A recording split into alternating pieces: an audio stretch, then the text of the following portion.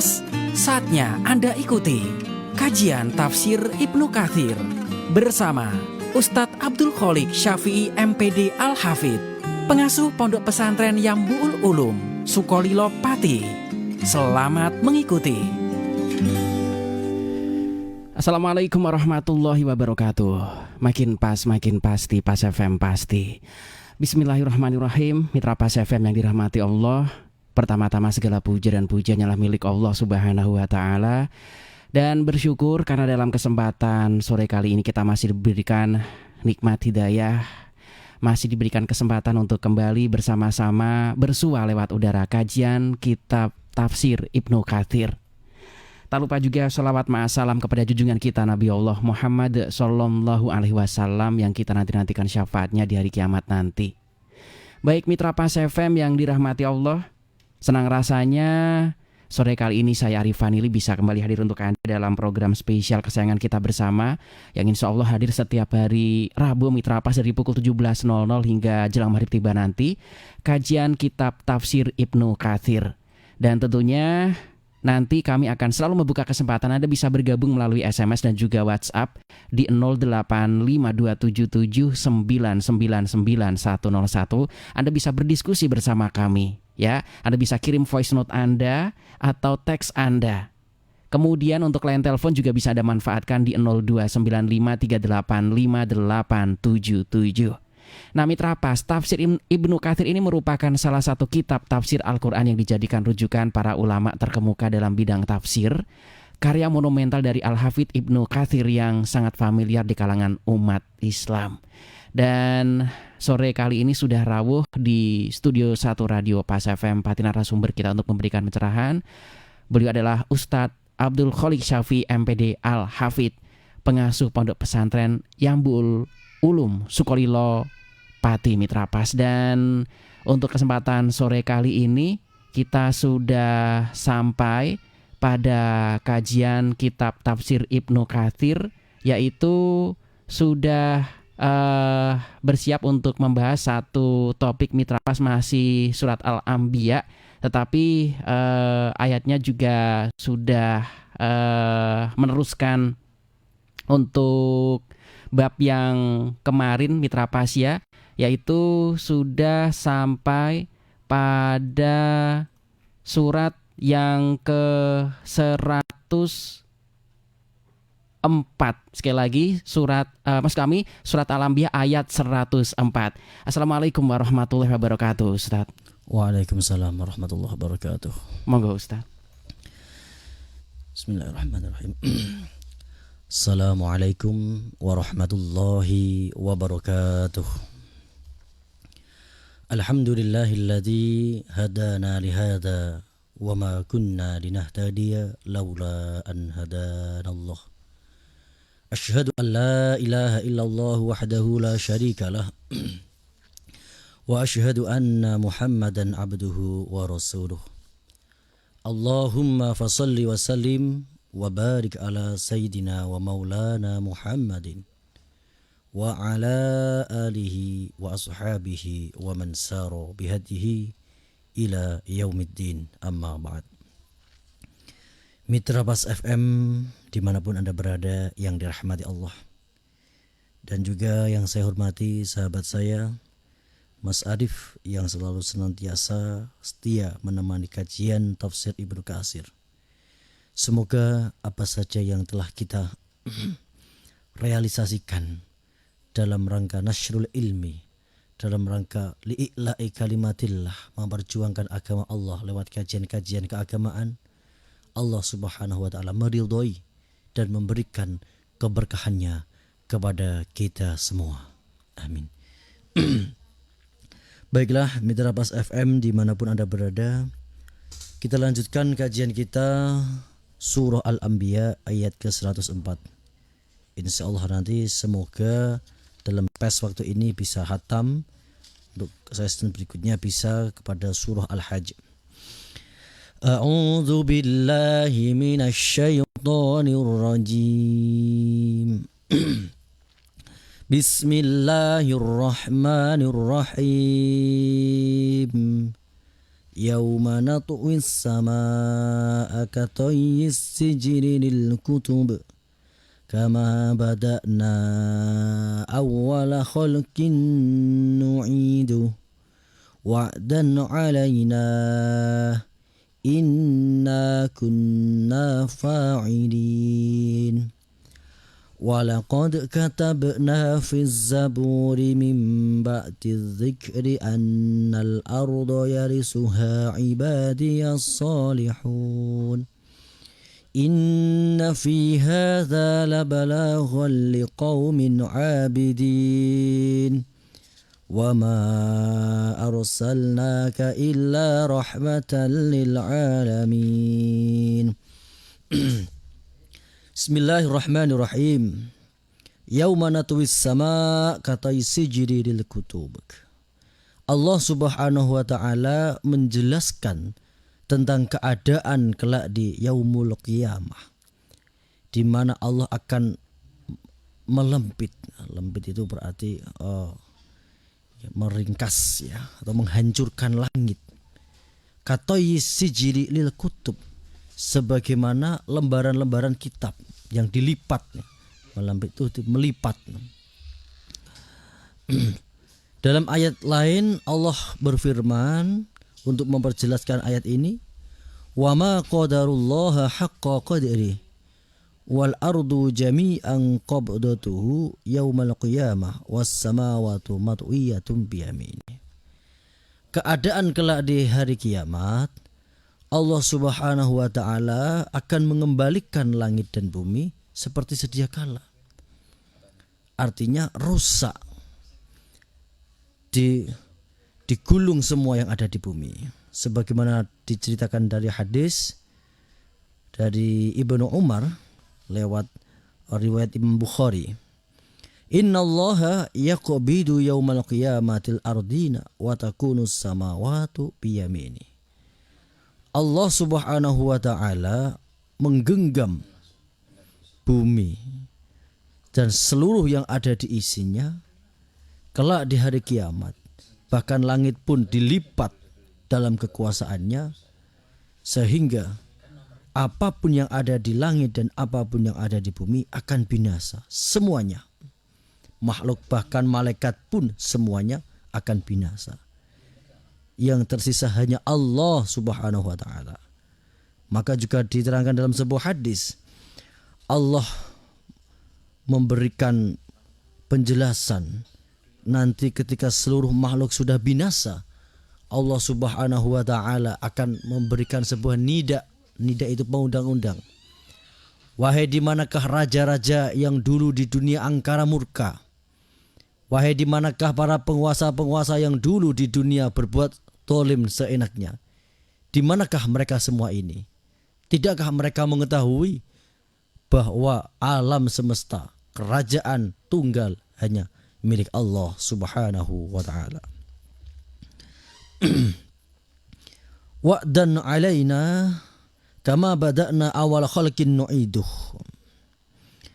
Allah akan mengembalikan langit bumi sebagaimana awal pertama kali. Wa'dan 'alaina, ini adalah sebuah janji Allah. Inna kunna fa'ilin. Apa maksud dari inna kunna fa'ilin? Dijelaskan dari Imam Ahmad, hadatsana Waqi' wa Abu Ja'far wa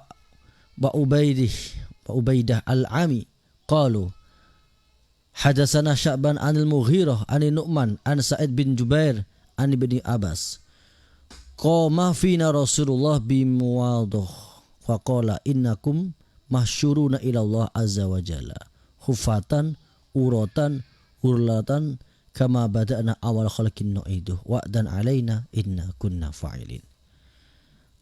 Nabi Muhammad sallallahu alaihi wasallam memberikan nasihat kepada para sahabatnya bahwa kelak di yaumul mahsyar seluruh manusia, dengan bahasanya Rasulullah, innakum, sungguh kalian semua akan dikumpulkan oleh Allah dengan tanpa apapun, tanpa baju, tanpa penutup kepala dan tanpa serandal. Kama badana awal khalqin nu'iduh, sebagaimana pertama kali kita terlahir di dunia. Di pertama kali kita lahir di dunia sebagaimana seorang bayi tanpa membawa apapun. Terlahir dengan urroh, tidak tanpa busana dan tanpa membawa penutup kepala. Walaqad katabna fiz zaburi min ba'di dzikri annal arda yarisuha ibadiyas salihin. Yaqulu ta'ala mukhbiran amma hatamahu wa qadahu li ibadis salihin minas sa'adati fid dunya wal akhirah. Allah Subhanahu wa ta'ala berfirman dengan memberikan kabar bahwa bumi ini diwariskan kepada siapapun dari hamba-hambanya Allah yang solih, minas su'ada'i fid dunya wal akhirah, dari golongan-golongan orang-orang yang beruntung dunia dan akhiratnya. Siapa mereka? Yaitu para orang-orang solih. Dalam ayat lain Allah juga berfirman, Innal arda lillah yurisuha man yasha'u min ibadih. Sesungguhnya bumi itu adalah milik Allah. Allah akan wariskan kepada siapapun dari hambanya dari kalangan orang-orang yang soleh. Melihat dari keterangan ayat ini bahwa Allah Subhanahu wa ta'ala akan memasrahkan, menjadikan wakil manusia mengelola bumi. Sebagaimana tugas pertama kali Nabi Adam. Wa idh qala rabbuka lil malaikati inni ja'ilun fil ardi khalifah. Khalifah adalah sebagai pengelola bumi. Maka siapapun orang yang ada di muka bumi, ketika mengelolanya dengan angkara murka, mengelolanya dengan penuh kezaliman, maka ketahuilah suatu saat nanti Allah akan membinasakannya dan akan menggantikannya dengan orang-orang yang baru, akan menggantikannya dengan hamba-hamba Allah yang soleh. Maka sebenarnya tidak ada yang abadi kekuasaan di dunia ini. Kalau kita melihat kekuasaan orang-orang di zaman modern seperti ini, tak seberapa sebenarnya jika dibanding dengan kekuasaan yang pernah Allah titipkan kepada pendahulu-pendahulu kita. Misalkan kepada Raja Namrud dengan kerajaan Urnya, Hammurabi dengan Babiloniannya, Fir'aun yang turun-temurun menguasai Mesir. Mereka lebih kuat pengaruhnya dan mereka juga lebih hebat cengkramannya kepada rakyat. Tetapi nyatanya ketika mereka semua para raja-raja yang diberikan amanah Allah untuk mengelola suatu wilayah dan ia kelola dengan secara zalim, ia kelola dengan hawa nafsu, Allah binasakan mereka semua. Fir'aun Allah binasakan dengan tenggelam di Laut Merah, dan masih banyak yang lain. Negeri Sabak yang berada di Yaman ribuan tahun yang lalu sudah mengenal irigasi yang canggih dengan sistem bendungan yang dapat mengakomodir seluruh kebutuhan para petani pada waktu itu dan mempunyai tingkat kecanggihan teknologi di bidang irigasi. Karena sifat kezalimannya, karena sifat lalainya bersyukur kepada Allah, maka Allah timpakan azab yang pedih dan hancur luluh semua, luluh lantas semua negaranya. Na'udzubillah min dzalik. Innal ardo yarisuha ibadiyas solihin, ibadiyas solihun. Menurut Mujahid dan Ibnu Abbas, yang dimaksud di sini bukan bumi di dunia, bukan, tapi ardul jannah, yaitu hamparan bumi yang ada di surga. Jadi kalau ada yang ada di dunia ini, barang siapa mau usaha, ya Allah akan berikan hasil karena ada sifat Rahman di situ. Tetapi kelak di yaumul akhirat, Allah hanya akan mewariskan kepada orang-orang yang beriman saja. Sebagaimana sifat Rahim, sifat kasih sayangnya Allah yang khusus kepada orang-orang mukmin kelak di yaumul akhirat. Kalau pendapat pertama tadi, innal ardo walaqad katab innal ardo yarisuha ibadiyas solihin, ibadiyas solihun, itu adalah bumi mana saja Allah akan warisan kepada orang-orang yang soleh. Tetapi dalam pendapat Ibnu Abbas mengatakan innal ardo yarisuha ibadiyah solihun adalah yang dimaksud bukan di dunia tapi bumi kelak di jannah, di surga. Inna fi hadza labalaghal liqaumin abidin. Ai inna fi hadzal Qur'an alladzi anzalnahu ala abdina Muhammad labalaghun ai la manfaatan wa kifayah. Maksudnya sesungguhnya di dalam Al-Qur'an yang Allah turunkan kepada Nabi Muhammad SAW mempunyai fungsi labalaghun ai manfaat dan kecukupan, mencukupi kebutuhan kepada siapa? Liqaumin abidin, yaitu orang-orang yang menyembah kepada Allah dengan cinta sepenuh hati, dengan ridhonya, dan Allah juga mencintai mereka dan meridhoi kehidupannya. Jadi sebenarnya cukup apa yang telah difirmankan Allah di dalam Al-Quran adalah cukup sebagai pedoman hidup atau sebagai way of life, jalan hidup setiap muslim. Maka dengan Al-Quran ini sudah meliputi berbagai aspek ilmu dan pengetahuan lainnya. Di dalam Al-Quran banyak terdapat ilmu-ilmu, baik ilmu yang berkaitan tentang syariat atau ilmu-ilmu yang berkaitan tentang ilmu-ilmu sosial, ilmu-ilmu umum yang lain. Semuanya sudah cukup ada di Al-Quran. Inna fi hadza labalaghal liqaumin abidin. Wa asaru ta'atallah ala ta'atis syaitan. Orang-orang abid adalah orang-orang yang mengutamakan, memilih taat kepada Allah dan menghindari taat kepada syaitan, wa syahwati anfusihim, dan menghindari mengikuti syahwat-syahwat kesenangan pribadinya.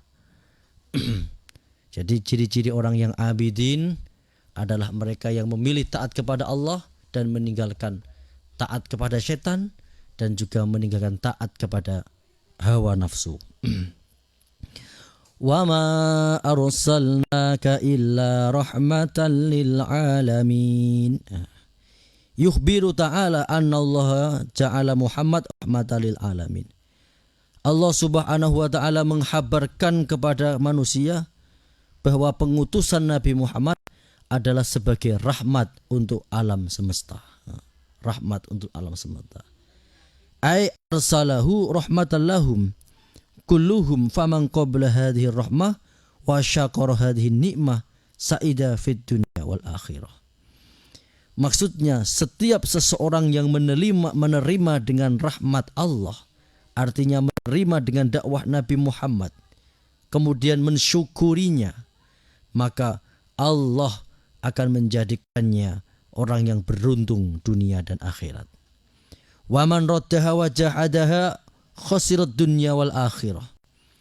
Barang siapa yang mengingkari seruan Nabi Muhammad, mengingkari syariat Nabi Muhammad, maka Allah akan menjadikannya orang yang paling rugi dunia sampai akhiratnya.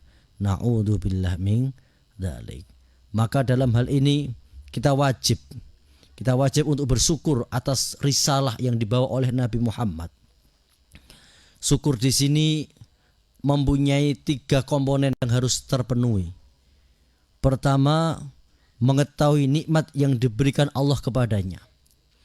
Seseorang belum dikatakan bersyukur sebelum ia mengetahui nikmat yang diberikan Allah kepadanya. Maka makrifat itu penting. Makrifat itu dalam rangka kita mengetahui apa saja Allah yang berikan, anugerahkan kepada kita. Sehingga dengan pengetahuan itu memudahkan hati kita untuk mensyukuri nikmat-nikmat dari Allah Subhanahu wa taala. Komponen syukur yang kedua adalah memuji Allah dengan mengucapkan alhamdulillah dalam lisan dan juga mengucapkan kalimat-kalimat thayyibah. Kemudian komponen syukur yang ketiga adalah menggunakan nikmat yang telah Allah anugerahkan tersebut dalam rangka pengabdian diri kita kepada Allah. Kita gunakan untuk ibadah, diberikan nikmat sehat, nikmat waktu luang, digunakan untuk amal solih, digunakan untuk mengikuti kajian-kajian keagamaan, dan dimanfaatkan untuk membantu orang-orang yang membutuhkan, dimanfaatkan untuk silaturahim, dimanfaatkan untuk amal-amal yang lain yang dapat mendekatkan seseorang kepada Allah Subhanahu wa taala. Jadi inti dari syukur kita dengan syariat Nabi Muhammad 3 perkara tadi.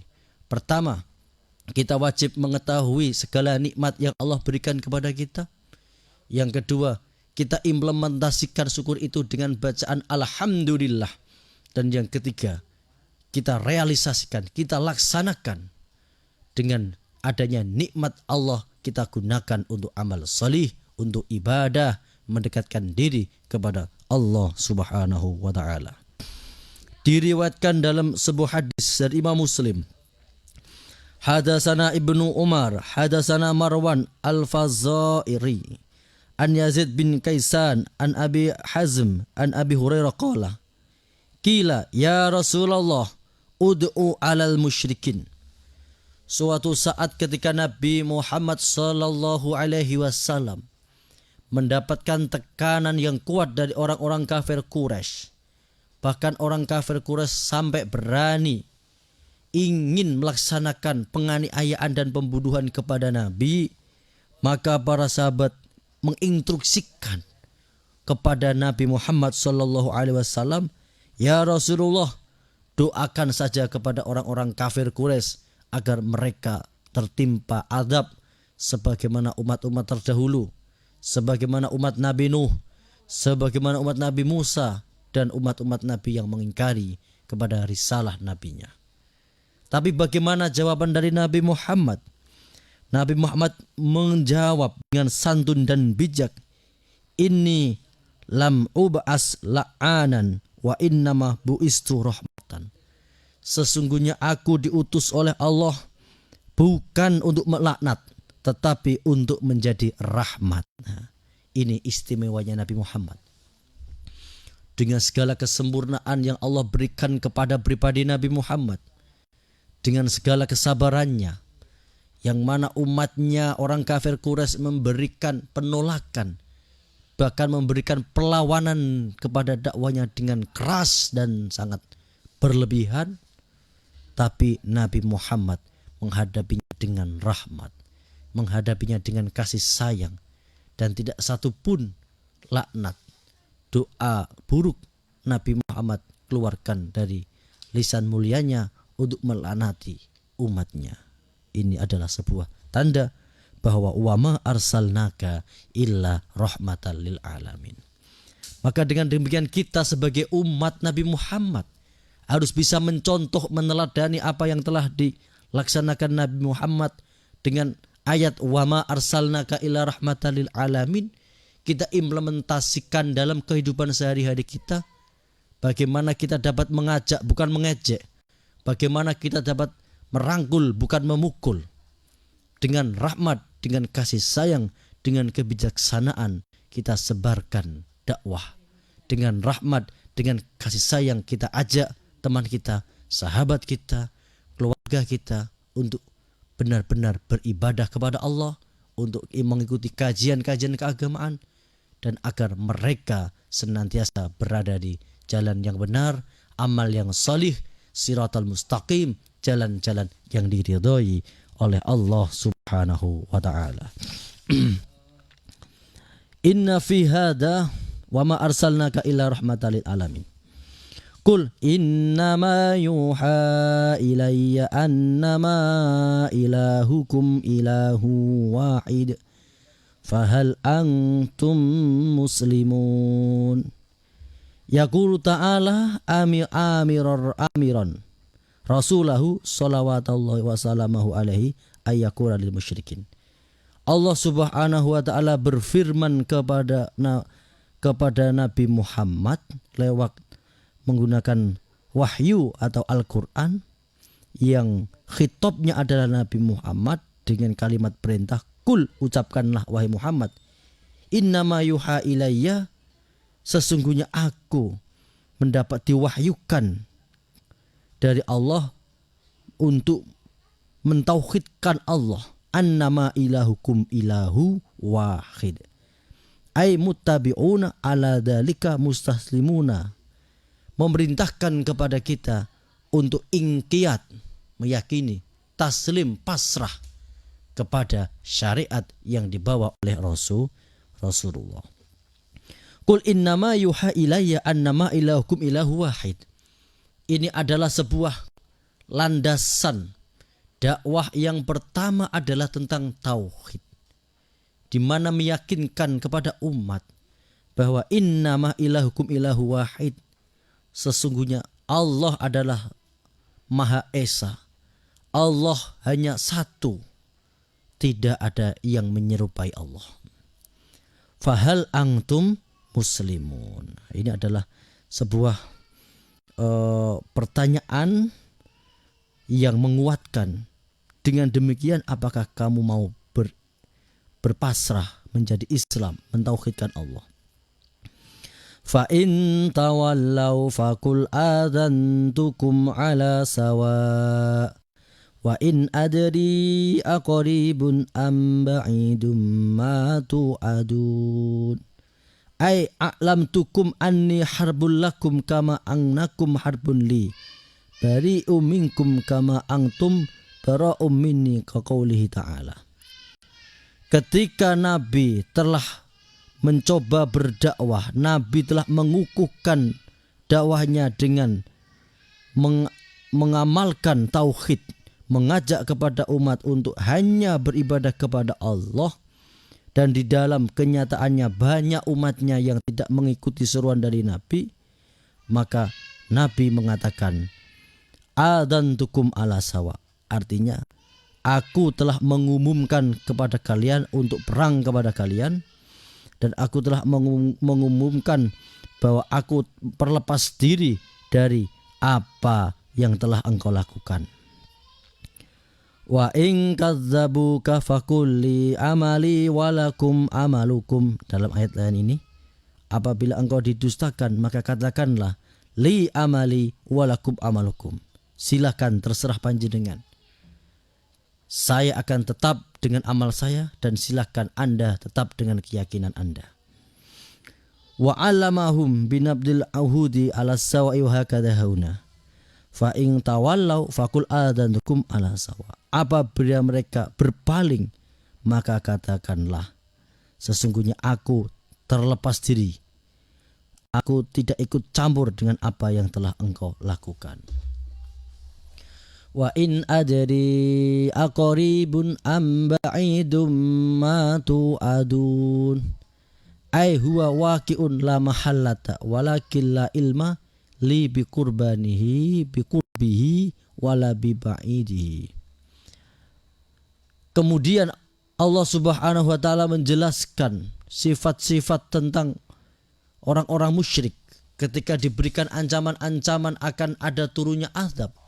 Maka mereka dengan mengejek mengatakan, kalau begitu silakan perintahkan Tuhanmu agar cepat-cepat menurunkan siksanya. Padahal Allah Subhanahu wa taala mempunyai sifat qodrat irodat. Kekuasaannya dan keinginannya tidak bisa diintervensi oleh siapapun. Jadi bagi Allah janjinya tepat. Bagi Allah tidak ada satupun yang bisa mengintervensi setiap keputusannya. Ketika Allah telah memutuskan kepada sesuatu, maka tidak akan bisa diajukan dan tidak bisa dimundurkan. Dalam suatu hadis diterangkan bahwa apabila seluruh manusia ini bersatu padu, ingin berbuat manfaat kepadamu, ingin memuliakan kamu, ingin membuat sesuatu yang menjadikan engkau menjadi lebih baik, maka ketahuilah itu semua tidak akan terjadi kecuali hanya apa-apa yang telah ditetapkan oleh Allah Subhanahu wa ta'ala. Begitu juga sebaliknya, wahai manusia, ketahuilah apabila seluruh manusia bersatu padu untuk berbuat zalim kepadamu, untuk menyakitimu, maka ketahuilah itu tidak akan terjadi kecuali apa-apa yang telah dituliskan dan digariskan oleh Allah Subhanahu wa taala. Dari pengetahuan ini maka akan membuat ketenangan, itmainnah kepada hati kita. Bagaimana kita yakin bahwa apapun yang terjadi kepada hidup kita adalah atas kehendak dan atas kuasa dari Allah Subhanahu wa taala. Semuanya telah ditakdirkan. Karena takdir ini bersifat rahasia, takdir ini bersifat misteri, tidak ada satupun orang yang mengetahui tentang ilmu takdir. Maka wajib hukumnya bagi manusia untuk berusaha. Wajib hukumnya kepada manusia untuk selalu mencoba dan berusaha sekuat tenaga menyelamatkan dirinya, menyelamatkan keluarganya dari panasnya api neraka. Berusaha untuk mendekat sedekat-dekatnya dengan Allah. Jangan pernah ada hati merasa aman dari siksa Allah. Jangan sampai ada kepuasan dalam diri kita tentang ibadah. Ketahuilah apa yang kita lakukan ini belum tentu bisa menyelamatkan kita dari panasnya api neraka. Innahu ya'lamul jahra minal qawli wa ya'lamu ma taktumun. Allah Subhanahu wa taala ini mengetahui perkataan-perkataan yang jahar, yang terus terang, ataupun perkataan-perkataan yang ditutupi. Wa in adri la'allahu fitnatul lakum wa mata'un ilahin. Ai wa ma adri la'alla hadza fitnatul lakum wa mata'un ilahin. Nabi tidak mengetahui apakah ini menjadi fitnah atau menjadi sebuah pertanda kesenangan kepada tempo tertentu dan Allah akan hancurkan dengan azab. Qala rabbikum bil haqq wa rabbuna rahmanul musta'anu ala ma tasifun. Ini adalah kalimat takwa, kalimat tawakal. Ketika kita telah berusaha, maka pasrahkan kepada Allah Subhanahu wa taala. Demikian kajian kita pada sore hari ini. Alhamdulillah materi selesai. Surah Al-Anbiya sudah selesai. Untuk minggu berikutnya kita bisa melanjutkan pembahasan dari suratul Hajj. Saya kembalikan kepada Mas Arif. Iya, kita harus segera closing. Mohon doanya Ustadz, monggo. Allahumma shalli ala sayyidina Muhammad wa ala ali sayyidina Muhammad. Alhamdulillahirabbil alamin. Ya Allah, ya Rahman ya Rahim, berkahi hidup kami, berkahi keluarga kami, Allah. Semoga apapun ilmu yang telah kita pelajari, Engkau berikan pertolongan kepada kami untuk kami dapat manfaatkan, kami amalkan, sehingga dengan demikian Engkau akan berikan keberkahan kepada hidup kami. Rabbana atina fid dunya hasanah wa fil akhirati hasanah wa qina adzabannar. Walhamdulillahirabbil alamin. Wassalamualaikum warahmatullahi wabarakatuh. Waalaikumsalam warahmatullahi wabarakatuh. Mitra Pas, nantikan kembali kajian kitab tafsir Ibnu Katsir insyaallah setiap hari Rabu dari pukul 17.00 hingga maghrib tiba. Saya Arif Fanili beserta kerabat kerja Radio Pas FM Pati pamit. Informasi Pas FM pasti. Wassalamualaikum warahmatullahi wabarakatuh. Mitra Pas, demikian tadi telah Anda ikuti kajian tafsir Ibnu Katsir bersama Ustadz Abdul Kholik Syafi'i MPD Al-Hafidh, pengasuh Pondok Pesantren Yambu'ul Ulum, Sukolilo Pati. Kajian tafsir Quran Ibnu Katsir di Radio Pas FM Pati bisa Anda ikuti kembali pada Rabu minggu depan. Anda juga bisa mengikuti kajian rutin malam Jumat tafsir Ibnu Katsir ba'da maghrib, diawali sholat berjamaah di Masjid Al-Istiqomah, Jalan Sunan Prawoto, Sukolilo. Dan setiap selapanan malam Jumat Wage jam 7 malam ba'da sholat isya. Anda juga bisa menghadiri majelis dzikir mujahadah dan istighosah bersama Ustadz Abdul Kholik Syafi'i MPD Al-Hafidh di Pondok Pesantren Yambu'ul Ulum, Dukuh Tambang Sari, Kedung Winong, Sukolilo.